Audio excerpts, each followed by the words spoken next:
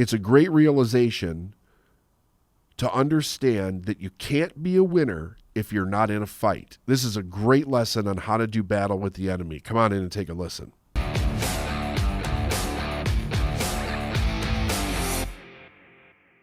interesting idea here is that everybody wants to be a winner, but we have to remember something, that we can't be a winner if we're not in a fight, you know? And the fight that I'm talking about is the fight that we're all engaged in order to be successful. I mean, let's face it, it is a battle. We are, first and foremost, we're overcoming ourself. The sides of ourself that have to be reconditioned in order to be successful, so that we can expand our thinking, build skill sets, create more engagement in the direction that we're going, so that we can live the dream. I mean, I believe that everybody was put here to be something exceptional in their life. And of course, that's based on the individual and where they're going. But with this idea that we're in this fight, I want to give a little bit of a breakdown today on how do we deal with this battle? What are the components?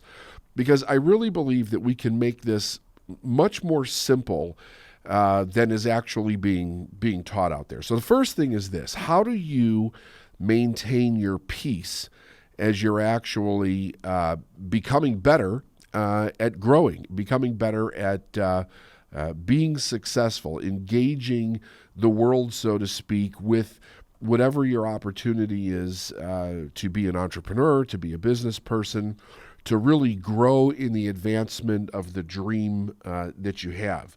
So I'm going to talk about 3 types of peace that are very important when it comes to God or spirituality. So if you're familiar with my podcast, you'll know that whenever I talk about the universe or God or spirit, I always like to throw this out there.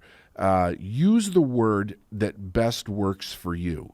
Whether it's universe, God, spirit, energy, it really doesn't matter to me what you use. And the reason that I kind of throw that caveat out there is because so many people have some type of a religious upbringing, and sometimes the upbringing that they have as far as the language goes can be a little dogmatic.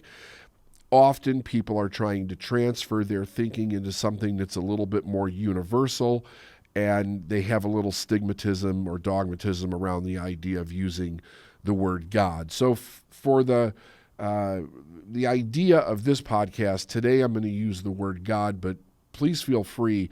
Don't let my terminology in the lesson limit what you actually take away from this. So let's talk about the 3 types of peace. There's peace with God, there's peace of God, and there's peace in God. So what is peace with God? Peace with God is faith. That is the faith that we have in the unseen idea that the universe has very basic but firm laws that everything operates by. And there's all kinds of books that are written about the law of compensation, the law of vibration. There's a law of peace. You can really delve into a lot of different literature around this, and you'll find that people will use the phrase the law of or the law with. And the laws that I'm talking about is that there's 7 basic universal laws and principles that we've discussed many times in the podcast. We'll put something in the show notes as to where you can actually learn more about the specific laws if you want to go down that road. But the idea about the faith here is that these laws work every time for everybody in every situation. It's kind of like gravity, if you will. There's a law of gravity, and it doesn't matter whether you're ignorant to the law or you know everything that there is to know about the law of gravity. We are all susceptible to it, right? I mean, it doesn't matter what your character in life is. If you walk off the end of a building, you're going to go down. Anything heavier than air is really pulled toward the center of Earth. So there are creative laws also. And those laws, if we understand them, allow us to be able to train our thinking so that we can actually think successfully. It makes it easier to solve problems because if you understand the laws, you understand that based on the law of polarity, there has to be a solution to every problem because there has to be an opposite to everything that we're experiencing. So when we're talking about peace with God, we're talking about faith in those laws and that they're absolute. And if we follow those laws, we will absolutely get the result that we're looking for. So that actually brings us a type of peace, knowing that that's true and that there's not this obscene or otherwise powerful power that's out in the universe that is preventing us from getting what we want or that's against us, trying to make our life miserable or screw us up. That's absolutely not true. And as you begin to study more and you understand, there is a peace that comes over us because we have faith with God, with those laws. So you could say faith in universal principles. You could say we have faith in the energetic laws of the universe. You have faith in spiritual laws.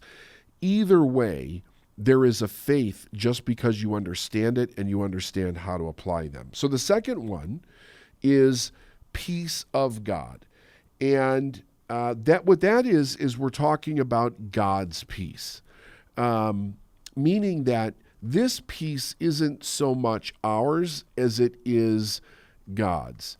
If we think about the architect of the universe, we also think about whatever the intelligence was that created us, that created the universe that we're in. There is a principle that runs through it, so far as we know, that we call more life. And more life means that every single thing in the universe adds to life. And because it adds to life, there is a peace that goes with that because of the understanding specifically that everything that we do and everything that we experience, even if it's something that we don't like, even if it's something that's painful, actually adds to life. That means that we can rest in the idea that everything that we're going through, based on the architect of the universe or God or spiritual ideas, there is a peace that comes from that in knowing that that's exactly where we're headed. If we're conscious in our direction, we literally are in the peace of God, knowing that we're here for a reason, we're here for a purpose, we're here to fulfill that purpose and to live our divine destiny. And number 3 is peace in God, which is God's Word. Now, what is God's Word? So you can study the 7 or 8 major religions that are around the world, all kinds of spiritual principles. You can even get into scientific principles or different theories that kind of lead to the bent of cause and effect of how the world works and how the universe works, and understand that there's absolutes there. If we understand those absolutes, it allows us to be able to create things that we've never really seen before. So if you look at all the different things that are created by mankind, prior to them being created, it had to start off as an idea or a desire within the person to advance thinking and then the physical creation of something in a direction hopefully with the idea of bettering mankind, even though we've seen it done for nefarious reasons. The idea is that we can literally create the world that we live in and we can create the direction that we're going. The word of that is the power and the purpose that lies within each individual to fulfill that purpose.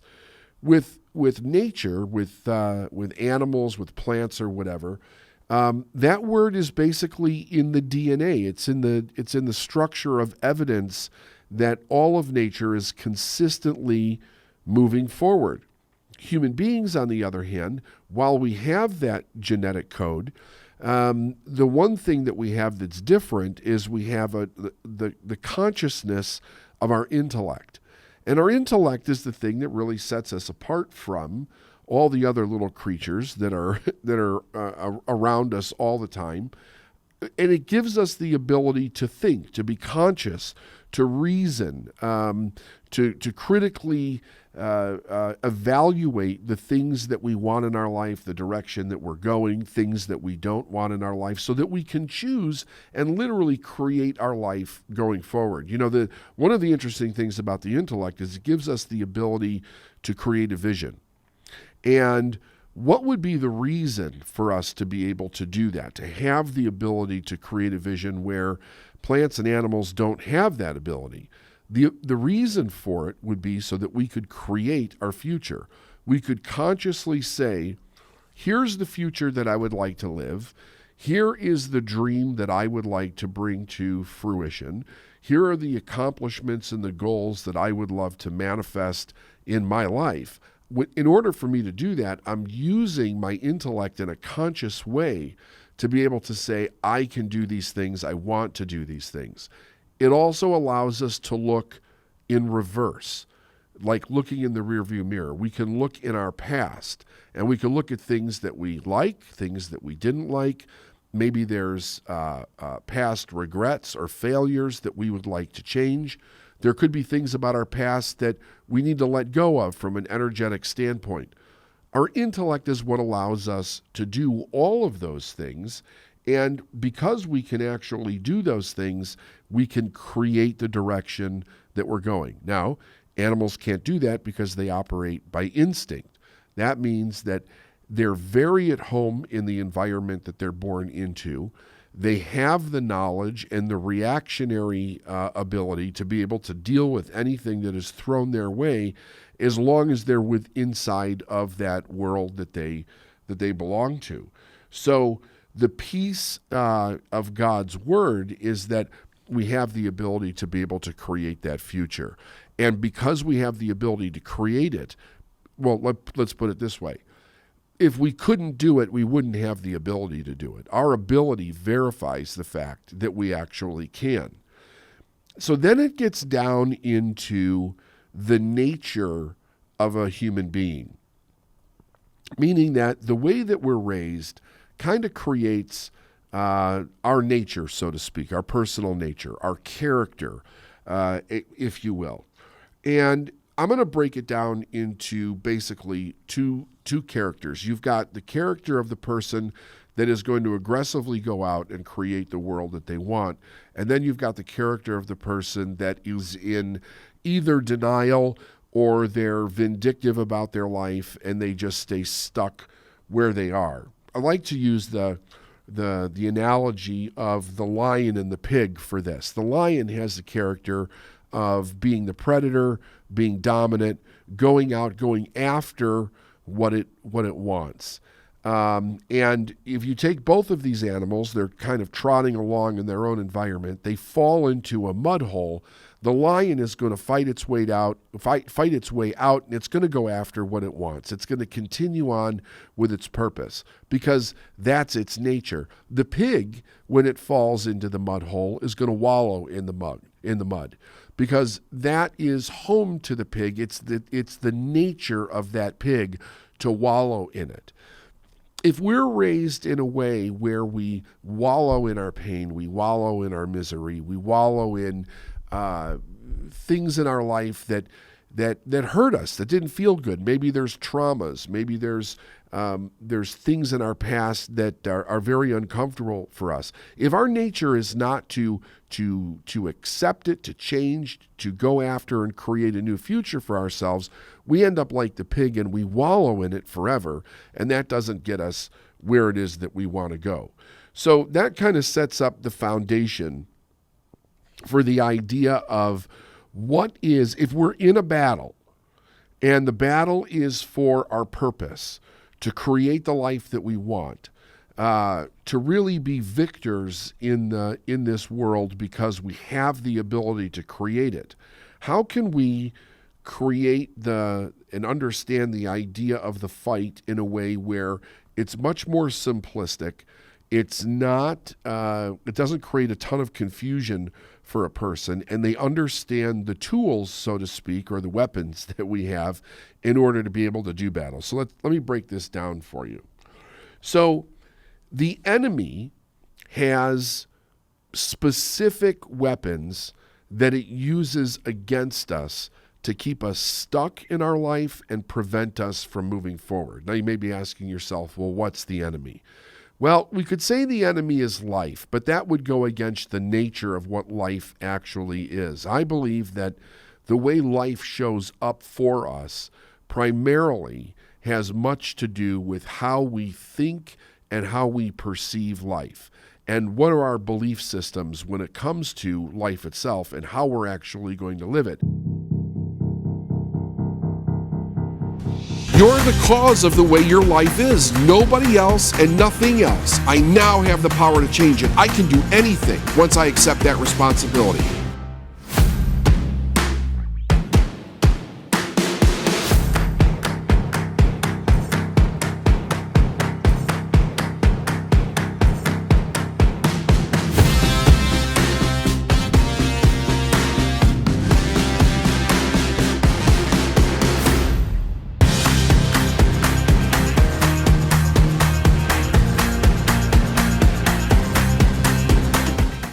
So the enemy that I'm talking about here is really our subconscious mind.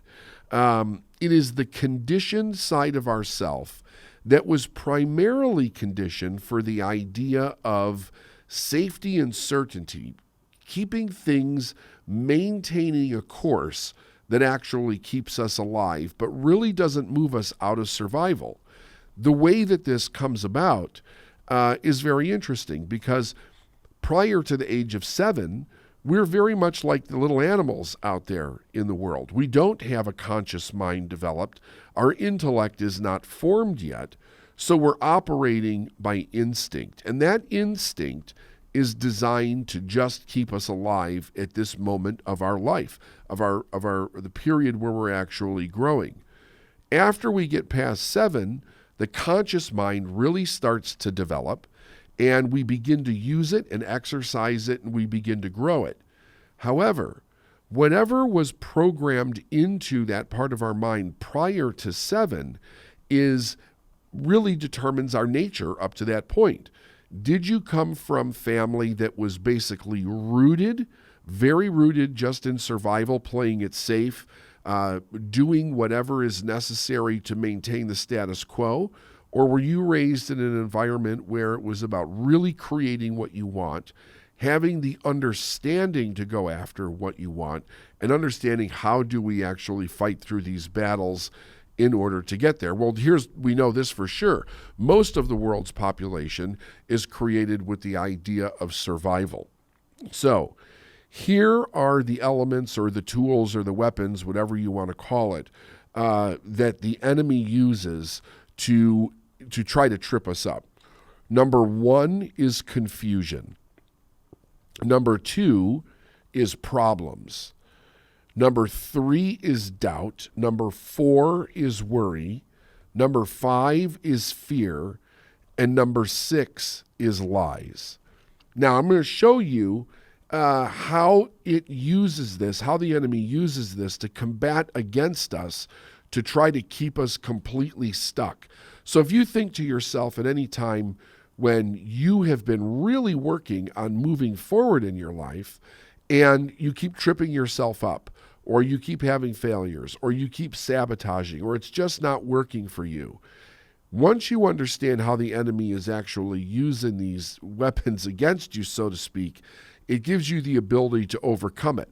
So to overcome it, we need to understand, what are our weapons? What are our tools? What sets us apart that will allow us to overcome the idea of survival and step into the magnificence of what we really are, to be able to dominate the life that we've been given and go out and live our purpose? So, number 1 for us is vision.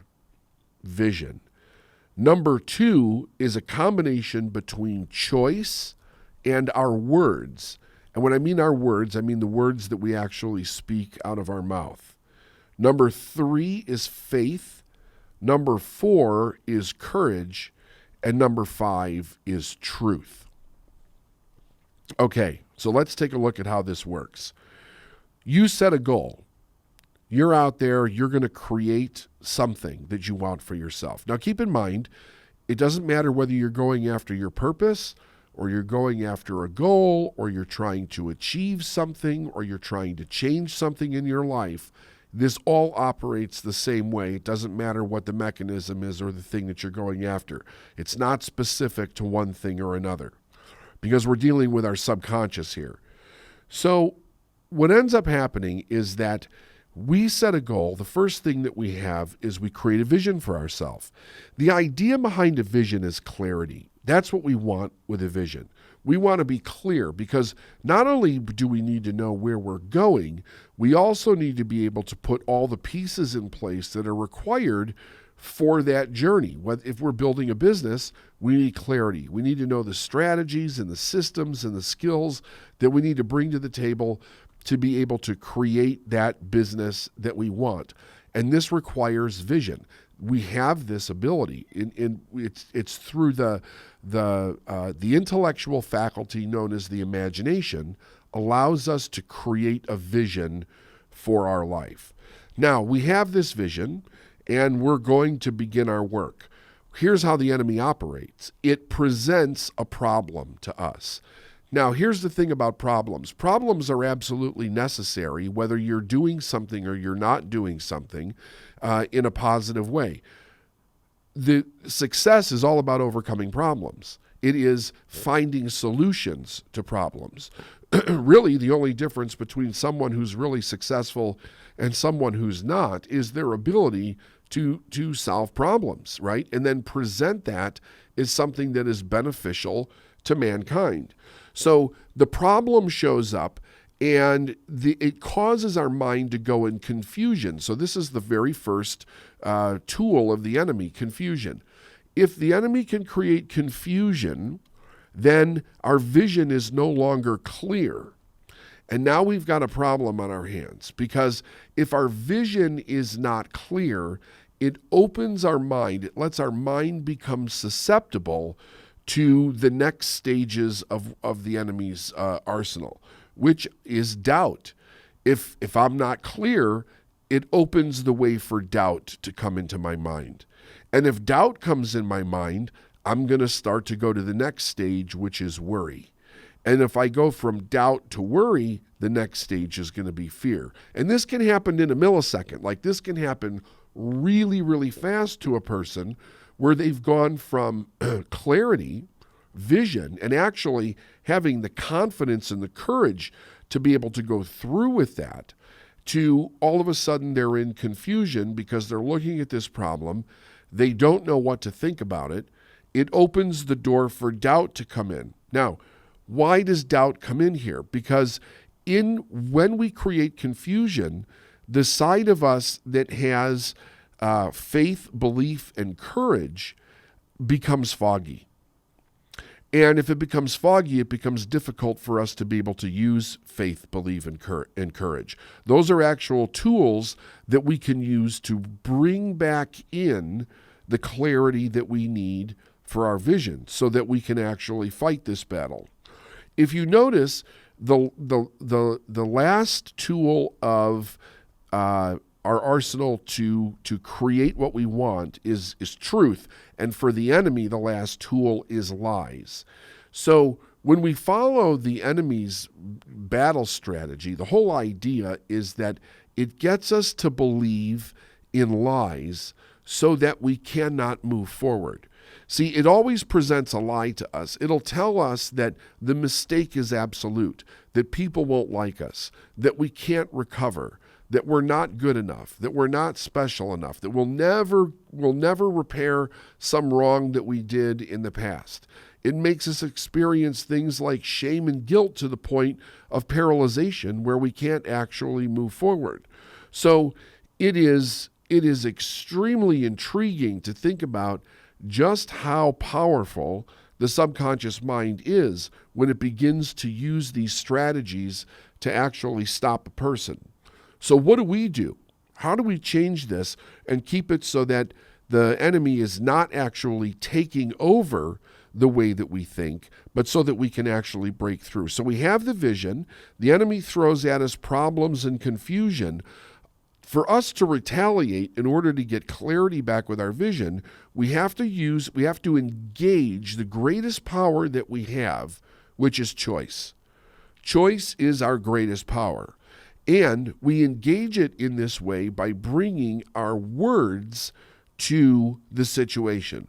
Now, our words, and many people don't realize this, they're creative in nature, meaning that we can speak into creation the thing that we want. The more we speak into the world what we want, the more we'll create what we want. But if we're like the pig and we wallow in a problem, then we're not creating what we want, we're creating what we don't want.